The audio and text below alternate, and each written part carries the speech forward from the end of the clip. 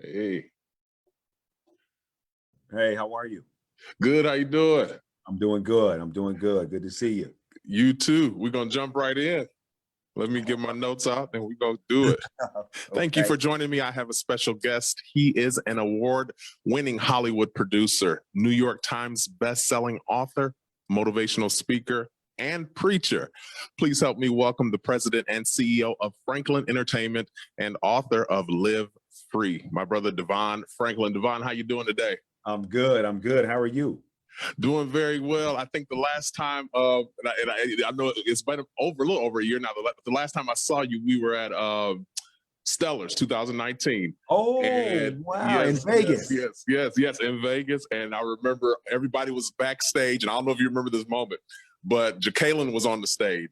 And she was wrecking. She was wrecking, and everybody went from the green room all the way to the side stage, just hollering and screaming at this beautiful queen that was just wrecking the house. Yes, but amazing. She is amazing. Unbelievable. Unbelievable. But little did we know at that time, with in a room with tens of thousands of people, that a year later we would all be stuck in the house, quarantine, wearing face masks like underclothes. I mean, it's crazy. I'm curious, how has this pandemic, emotionally speaking, how has it affected you? It's affected me in many ways. And my heart goes out to every family that has lost a loved one, around the world. There have been so many that have been, that are now, being so disrupted by COVID. So I always preface my personal journey with making sure that I'm in solidarity with anyone who lost someone. For me, it was a great period of time emotionally, because it really allowed me to do some introspection.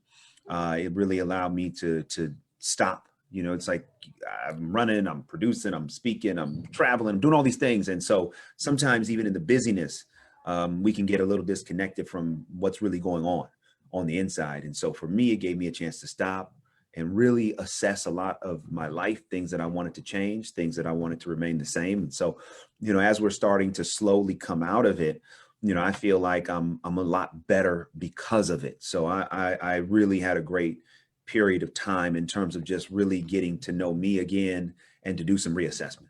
Yeah, for sure. You're also a better barber. I saw that you had to get some clipper work going for a minute there. Yeah, I sure did. Now I stopped it though. I'm back in the shop. I hear you. That's a brave move. I wouldn't ever. But kudos to you on that. You have a new title I want to get into extensively. But before we do, I want to talk about DeVon before Hollywood. We see you speaking and ministering and writing books. But many might not know your story. I know our adolescence years are years that really shape us, mentally, emotionally speaking. And sometimes it could be the most turbulent years between our physical and psychological man, Talk to us about 16-year-old DeVon. What was life like for you back then? Oh, wow. 16-year-old DeVon. Okay. Wow. I was in the Bay Area. I went to Albany High School, which is, in the Bay Area, there's like Oakland, Berkeley, Albany, and Richmond. So, Albany is almost like an urban suburb. And so I was 16 years old. I was a sophomore. And I got my driver's license on my 16th birthday. And as a sophomore, I was playing basketball. I was also in student government. And, at that time, I knew I wanted to go to Hollywood. I was like very focused on, going to Los Angeles, becoming successful in Hollywood. During that time, I was in acting in student plays. I had given my first sermon, about a year before when I was 15. And so, I was all about like, hey, I want to go to Hollywood. I know what I want to do. I was enjoying life at that point in time. And then that summer in between my sophomore and junior year, I got a car, which was great. And then I stopped playing basketball in my junior year so I could get an after school job to pay the car insurance. So, at 16 years old, man, I just was a kid with a dream. Yeah. No idea if it was going to happen, but that's where I was. Yeah, I'm curious. Many times you hear people when they get to this place of fame and fortune, if you will, oftentimes they recall those moments, like maybe they saw their favorite actor in a movie or got a chance maybe even to meet their favorite actor. Yeah. What was it that kind of gave you this spark of big vision and dream for Hollywood? Was it a movie you saw or somebody you idolized? Yeah, that's a great question. It was a combination of things. So I'm the middle child of three boys. And, I grew up as many middle children trying to find our place in the world, just trying to find our place, like, where am I supposed to be? And so as a result, I found myself escaping into movies. I would watch, movies and television shows as a kid, and I would find a lot of peace because it was like a great escape. And that's what entertainment, most people don't realize this. The definition of entertainment is escape. Because you're escaping your reality and you're plugging into this narrative, this fictional reality in some cases. And then when that is over, you then get back to reality. So for me, I was watching movies and TV shows and being inspired. But what really made the difference for me was my father passing. That was a tragedy. He passed away when I was 9 years old. From a heart attack. And, it was devastating. And so it was really a combination of watching entertainment and going to church that really helped me navigate this very difficult period of time. And I really felt like, okay, well, first of all, I'm fascinated by Hollywood, movies like Rocky and The Color Purple and Back to the Future. I mean, just absolutely fascinated. These are like some of my favorite movies to this day. And I felt like, okay, wow, how can I be a part of an industry that's making this type of content, but that also has helped me as a young kid find a place in the world. And then I felt like I wanted to be a part of an industry to create content and to be a part of this industry to help other people find their place in the world. It's so interesting that you said entertainment is defined as escape or escapism. And I think many of us, we're involved in it. We do it on the regular, especially in this quarantine. And that explains reasons why things like Versus is such a huge popular thing, because it gave us a moment to escape and kind of recall the moments of the past, watching Isley Brothers or whoever, right.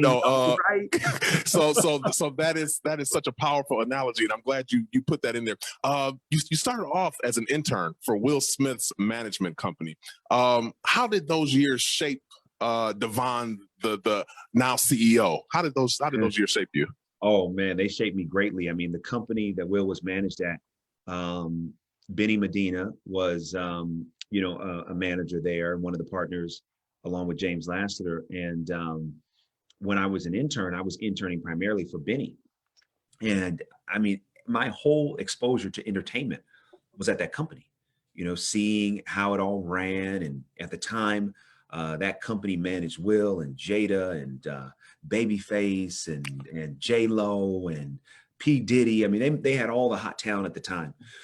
And, seeing how the company was ran and seeing, people coming in and out, it completely was like, oh, wow, one day I want to do this. And so now, I have my company and, it's just kind of like, wow, as a kid, you dream about doing something, you have exposure to it. And then to now be able to do a version of it myself, it's kind of amazing. I mean, I walk in here, I'm like, whoa, this is crazy, and again, I'm still growing. I feel like I'm just getting started. I got a long way to go. But it shaped me quite a bit, and it influenced me in a very positive way quite a bit. And it also motivated me because I saw that and I wasn't content just servicing it. I was like, great, I'm learning, I'm going to service them, but I know I'm going to create my own. And so it really motivated me and pushed me to go do that. It's my understanding that in that initial interview for that internship, the young lady asked you what was your intention or what did you want from this field of entertainment, and you said you want to make change. And obviously she thought you meant change as in your pockets, but you had a bigger vision. You wanted to make change in the world. I'm curious, at that moment, what was your idea of change? What change did you want to bring to the culture of entertainment? I wanted to bring the change, man, of inspiration. Even at that time, I was keenly aware that entertainment is a medium that inspires and changes the world. And I felt like if I really want to have an impact in the world, I got to go to entertainment. I got to go to the field of entertainment. And so at that time, when I was talking about change, I was like, look, I want to make positive change in the world, and I want to use entertainment to do it. So that was when I was 18 years old, and I was very clear of intent. And that intention has been a powerful anchor that has carried me. That interview was about almost 25 years ago. And that anchor of intention is what's carried me now. Because especially when you're navigating entertainment, it's a tumultuous business, it's a difficult business, it's a very up and down business. And without an anchor, you can get lost. And so for me, I was never here. Don't get me wrong, making money is great. And I'm certainly going to get paid my worth. However, that was never my motivator. The motivator was, and the intention was change. I want to bring change. I want to make a positive contribution to the world through entertainment. And so having that clarity and understanding why I was here, it's really helped shape my purpose in this business. It's funny you mentioned change and the word anchor. You said, and it's just interesting how people like you and my sister Holly Carter, who are known figures in faith, but have found this space in entertainment that makes them thrive. And you and I both know in church that can be people kind of used to cringe on that. How do you I guess marry this faith that you have in entertainment and allow them to meet but not to compromise one another? That's a great question. In my experience, and as I've, lived and as I have, grown personally and also in the business, what happens is that the world of faith, the communities of faith, create these narratives that are false. And so, like there is this, like the Truman Show. Remember the Truman Show with Jim Carrey? And this idea, at first it looked real, like, oh yeah, this is my life. And then you come to find out it's not, that there are artificial barriers that were created to create this environment of control. And in my experience, especially the narrative around entertainment in communities of faith, it's done just that. This narrative of, oh, you got to be careful and you're going to go too far and the devil's playground and Sodom and Gomorrah and all that.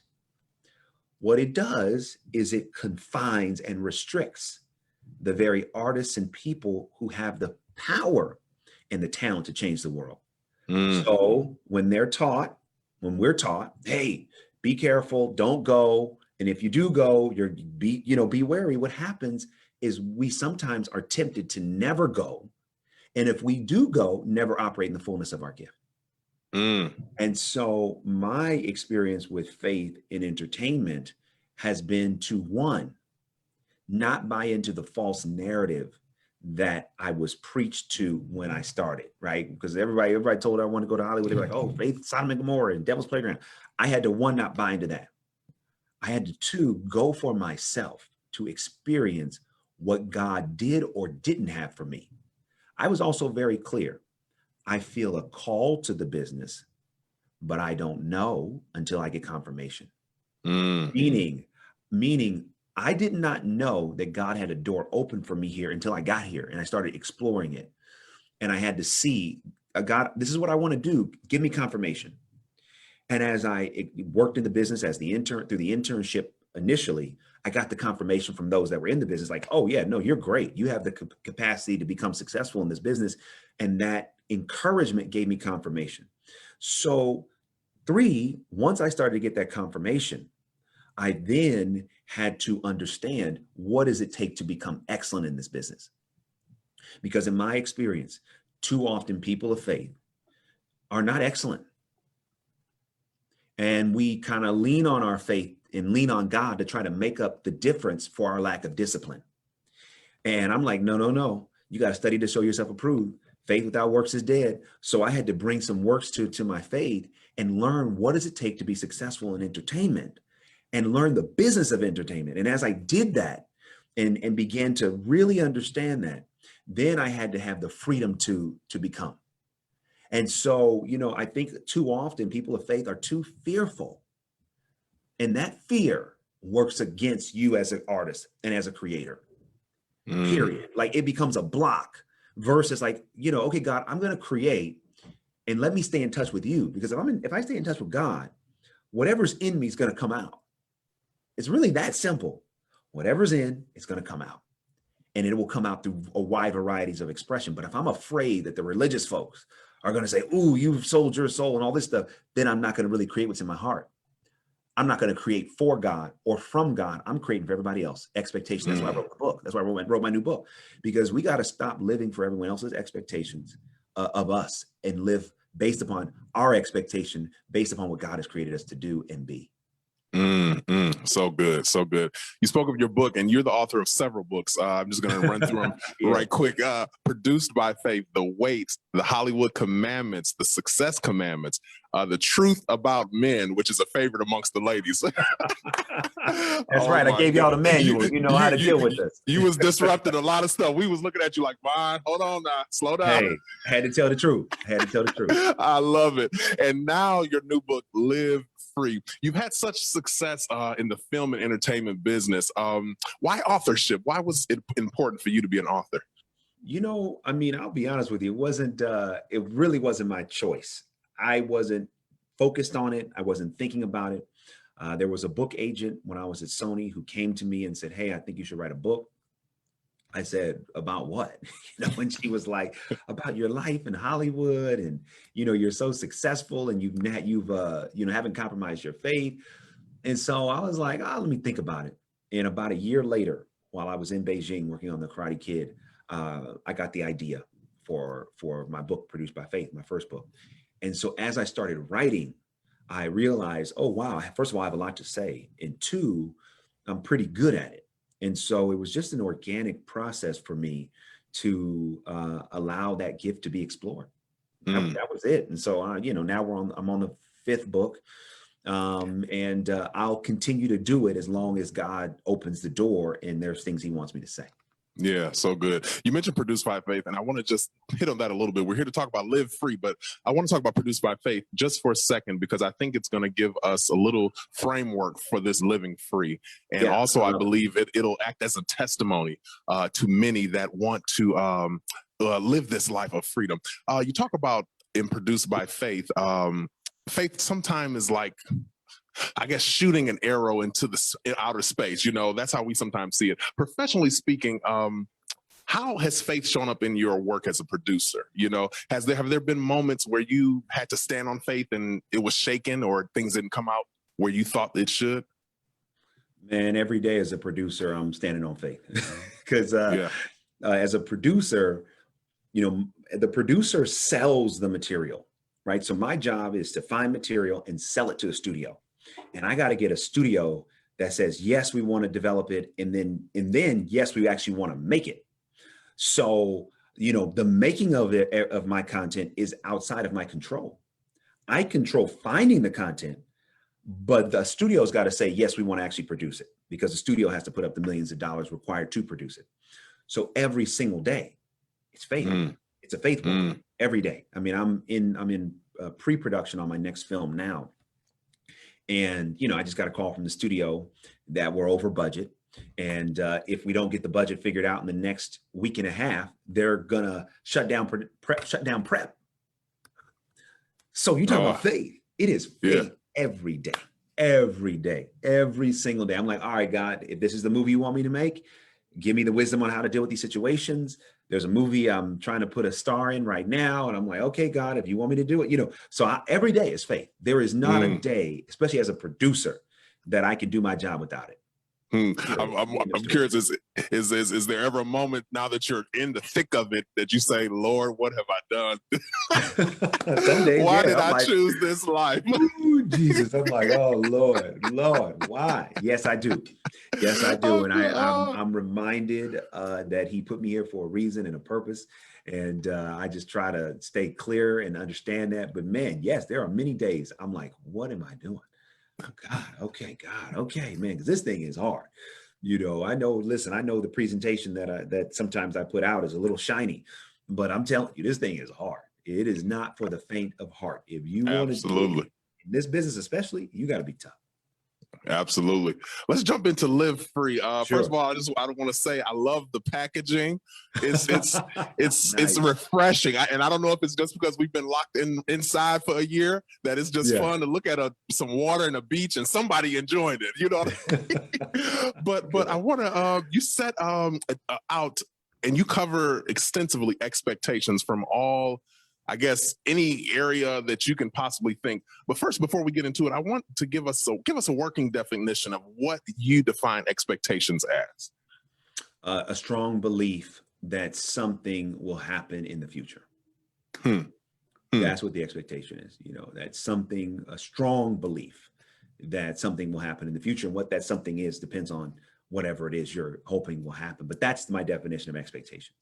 A strong belief that something will happen in the future. In chapter 6, you talk about cultural expectations.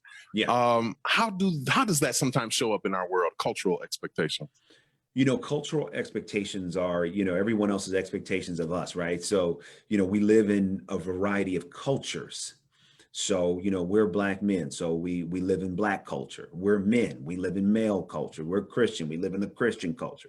Wherever you're from, you know, you have that culture, your family culture. So when you think about all of the cultures that we identify with, each one of those cultures has its own set of expectations. And there's a temptation that we never actually live because we are doing our day-to-day based upon whatever the expectation may be, dependent on whatever culture we are identifying with. And so I wrote, you know, Live Free as a manual to help someone stop mindlessly meeting expectations of the culture that don't align with who you are. The whole book is to get people to think differently. Okay, well, this may be the culture's expectation, but is it mine? This may be what the culture wants me to do, but do I want to do it? You know, and so it's very important because what I realize, and I point this out in the book, expectations are the secret software that run our life. So we're not actually reacting to events, we're reacting to our expectation of events. So if certain things go great, oh, wonderful, amazing. But if certain things fall beneath our expectations, we're devastated, we're upset. If someone exceeds our expectations, we think that person's amazing. If someone doesn't meet our expectations, we're disappointed. So I started to realize, wait, we're not actually living. It's the software called expectations that is determining how we feel in any given moment, dependent on whatever expectations of the culture we're trying to meet. So this book is to say, we got to stop. And every person reading this book needs to stop and ask the question, who are you? Where are you going? What's the life you want to live? Now, if there are certain cultural expectations that align with that, great, no problem. But if you are meeting cultural expectations of your family, of your friends, of your race, of your gender, of your faith, that do not align with who you are and who God has called you to be, you gotta release those expectations and set the ones that work for you. That's what this is all about. That's good.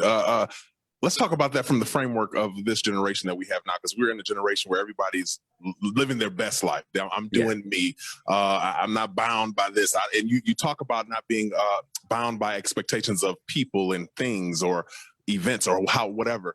How do you embrace this philosophy of living free without becoming a renegade? Because a person can take this thought and say, oh, I ain't doing nothing I don't want to do. How do you have balance, I guess, with this living free when it comes to expectations? Why do we need balance? See, okay, but this is so good. This is so good. We are so conditioned to not be free that we even want to restrict the potential freedom we may choose to exercise. What's wrong with being a renegade for your own life?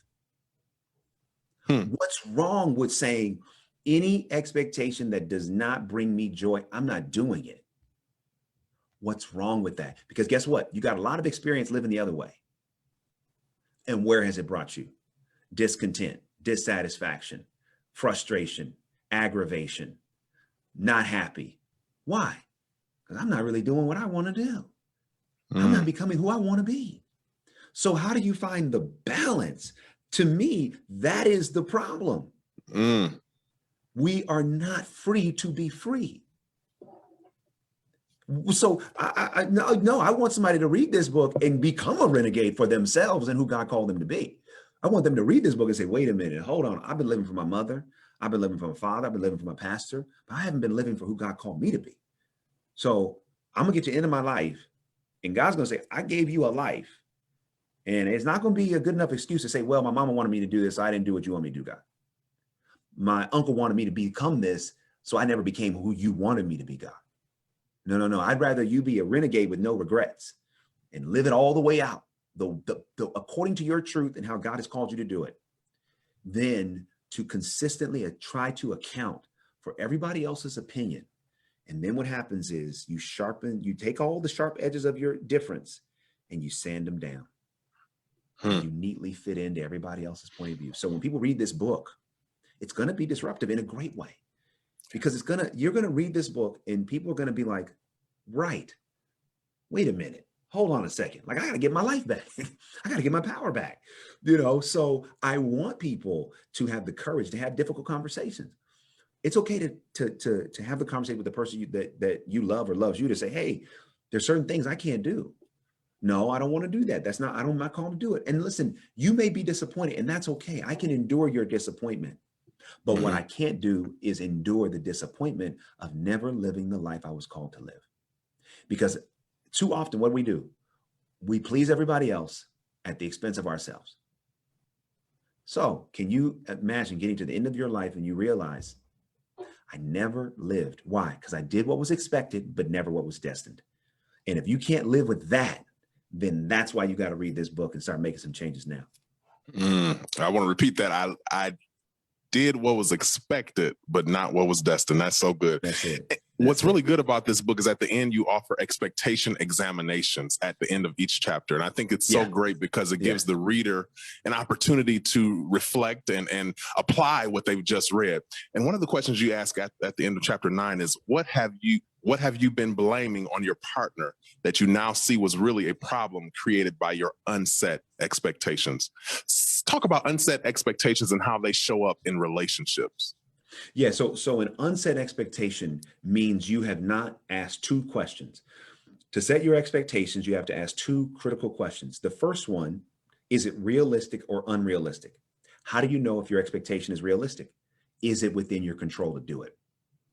My belief is that if it's within your control, it's realistic to expect. The second thing is it communicated or uncommunicated? Is it spoken or unspoken?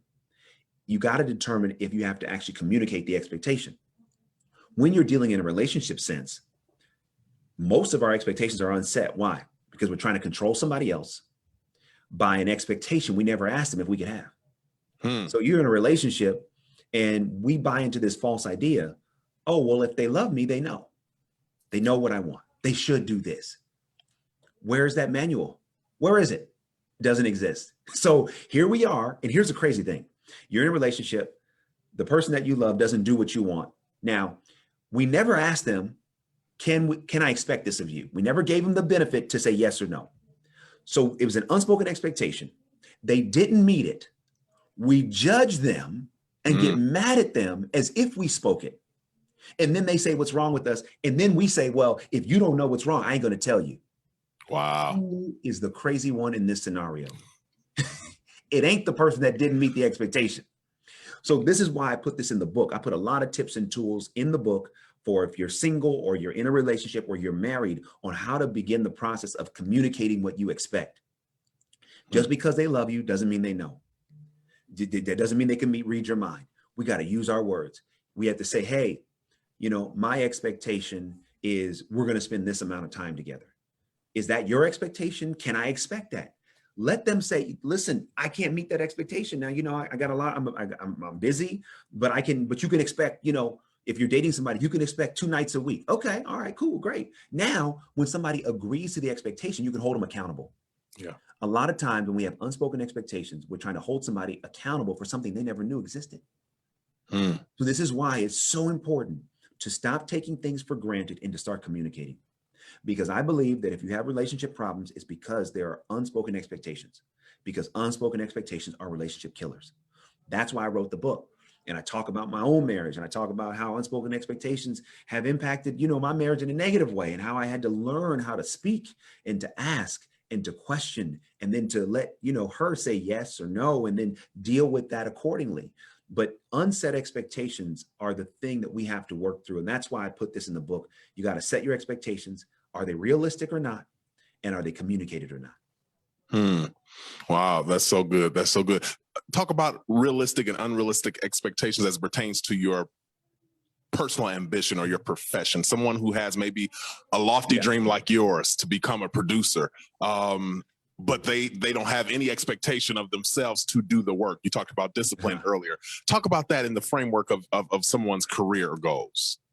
Yeah, no, this is important, because in my experience, this is where unrealistic expectations can sabotage and have sabotaged careers and people's hope, because we are trying to control something that's not in our control. So for me, I wanted to be a producer at 22, right? Like I had a business plan and everything. Now, unless I am independently wealthy and going to fund my company, it's not unrealistic to believe that one day I'll be a producer, because I can prepare, right? The preparation is within my control. So that's realistic. But when it's going to happen, unless I can do it myself, is out of my control. So the unrealistic expectation was to expect that I would produce at 22. Yeah. And here's what happened. At 22, I didn't have, nobody wanted to fund my company. Nobody know who I was. They're like, who are you, man? You an assistant. Go here. You want to answer the phone? You want to get some coffee? Okay, cool. We're good. We'll hire you to do that. Long story short, I'll never forget. I said, fine, God, whenever you deliver the producing deal, I'll deal with that. So I got a job. I worked my way up. I became an executive for Sony Pictures. They worked on movies like Pursuit of Happiness and The Karate Kid and other films. So at age 30, I'm an executive for Sony, and I wanted to be vice president by the age of 30. 30 years old came around, and on my 30th birthday, Cornell, I was depressed. Wow. Why? Because I wasn't vice president. And I was like, oh man, my career's not going well. Maybe I misunderstood. I'm not, maybe I don't have what it takes. I'm not a success. My 30th birthday, I spent in despair. Wow. 6 months later, I get the promotion to vice president. Nothing in my life changes. Same job. I didn't get any more phone calls. I'm working on the same movies. And I realized, the unset and unrealistic expectation robbed me of celebrating a milestone. Think about this. This is why I wrote this book. We are allowing these unrealistic expectations to rob us from living, to rob us from moments when we should be celebrating, when we should be in gratitude. We're in depression. We're in anxiety. We're in frustration, because where is it written that if you don't get something by a certain date or age, that has anything to do with your value? It's not. And so this is why I wrote the book, to say, hey, we got to get a grip here. We don't control the when. We don't even control the how. We control the now. So there are new dreams that I'm working towards. I don't get the chance to say when those things are going to happen. So realistically, I don't give up on the dream. I just focus on what I can do today. Yeah. Right. I talk about in the 4th section of the book, how the process is the result.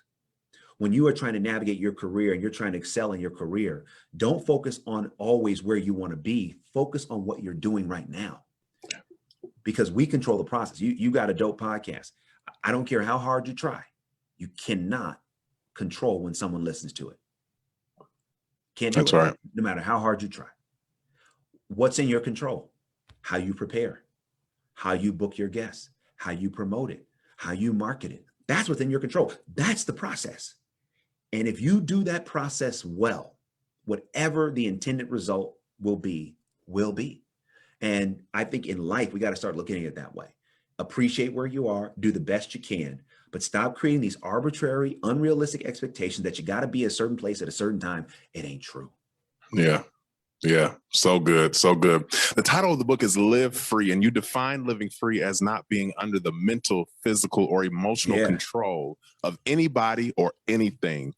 As we look around in our country, we are under a lot of mental, physical, Yeah, emotional that's true. bondage, if you will. How does one embrace this philosophy of living free when all around them is pandemonium? You got a pandemic, you got health crisis, you got people dying.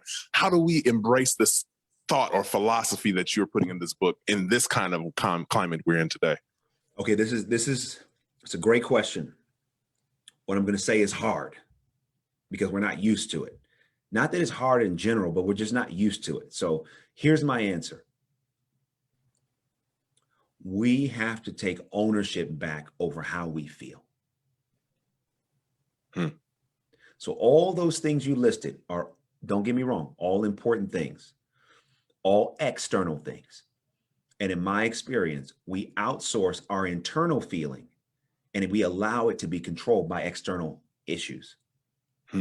So yes, I'm not saying that there aren't moments when we experience things that that contribute to a negative feeling or a sad feeling. I'm not saying that. But what I'm saying is I want every reader that reads this book to start to get the power back over how you feel. So you talk about the pandemic and you talk about all the situations. So, during the pandemic, I was watching CNN all day, right? And then this is the first time I watched CNN this much, probably in my life. Me too. And it was cool. Like, hey, I appreciated all the knowledge. But here's what I noticed. If the news is not framed in a slightly negative way, we aren't going to watch. Oh, everything's fine. I don't need to watch this, right? Everything's not fine. What's going to happen next? What's going to happen with the pandemic? What's Trump going to do? What's going to happen with the election? So, there's profit in peril. The more people are kept in peril, the more profit there is. So when I began to realize, I didn't turn off the news. I just said, I'm not going to let what I see dictate how I feel. I'm alive, right? I live in Los Angeles. The sun is shining. The trees are green. People are breathing. I'm alive. I am going to be sympathetic and empathetic to what's going on in the world. And at the same time, I'm still going to work on feeling good about where I am and what's happening for me. So that's how you navigate it. You take control back over how you feel. Yeah. And then if you're having a negative feeling, do an assessment. Where is this negative feeling coming from? Oh, it's coming because the reason why I'm feeling negative is I'm worried about a situation I can't control. I'm worried about what this person thinks. I'm worried about how I'm going to make ends meet. I'm worried about all these different things. When I start to get in control, understand how I feel, I then can become more in control of what to do about it.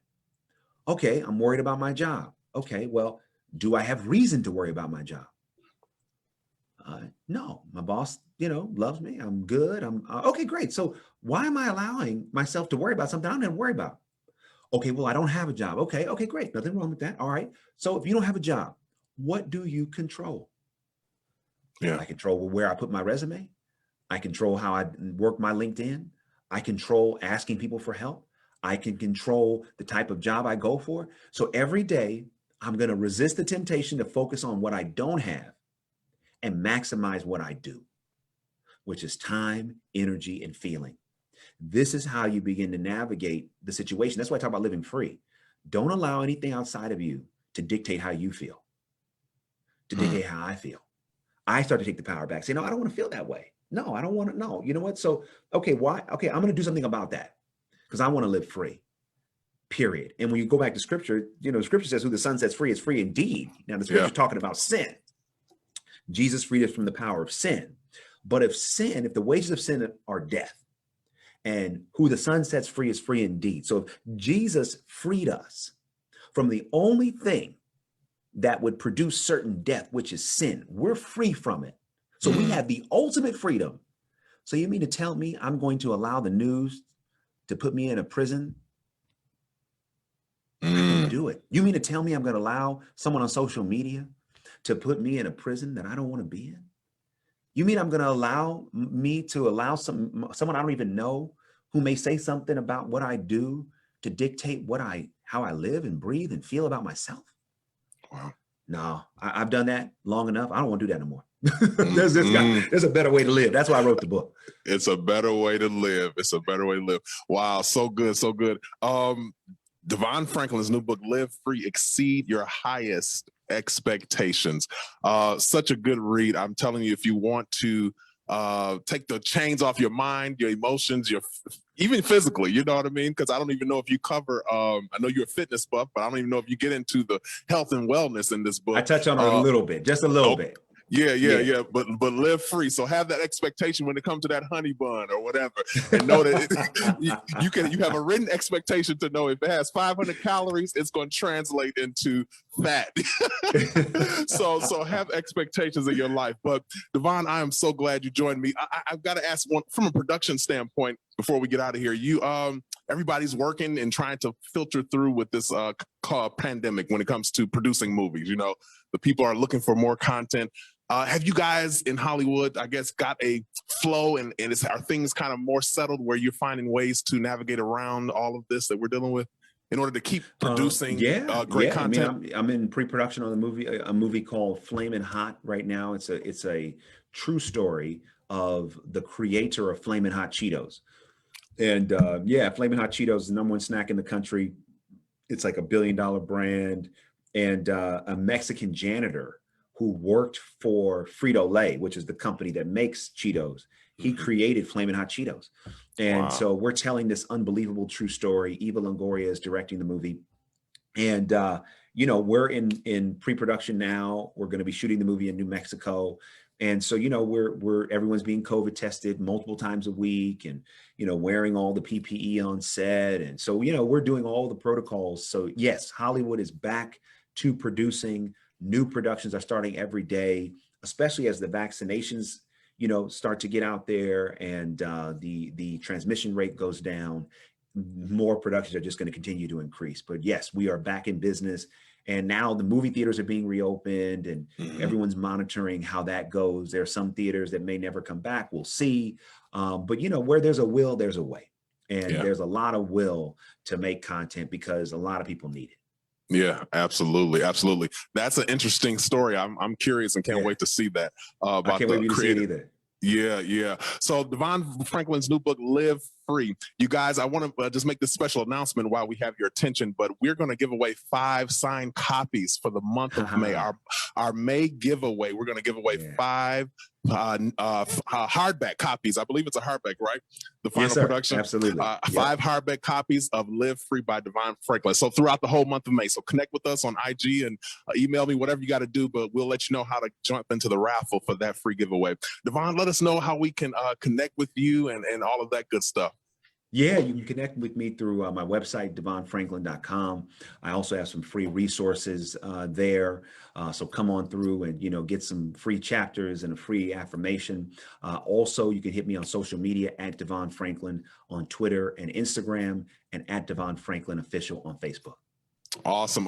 Before we go, I got to get you to play my 5 favorites. I'll give you 2 words and you tell me which one is your favorite out of the 2. All righty. Talking or texting? Talking. Friday nights or Sunday mornings? That's a tough one. I'll say Friday night. Crustaceans or Mr. Childs? Mr. Childs for sure. Earth, Wind, and Fire or the Isley Brothers? Isley's not even a question. What? All right, and last, food or fitness? Oh, I know, right? Look, they go together. I gotta have this one. I don't know, man. I'm gonna do food, man. Even though I love fitness, I'm gonna do food.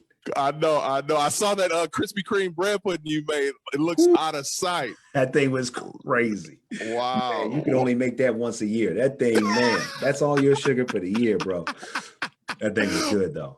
Wow. Well, DeVon, I appreciate you joining me. Thank you so much. Continue the great work. And I will be in touch because we're going to be giving away 5 of these for the month of May. So we'll be in touch on that. But thank you so much for joining me. Awesome, man. Thanks for having me. I appreciate you. No problem. Take care. All right. God bless. Peace.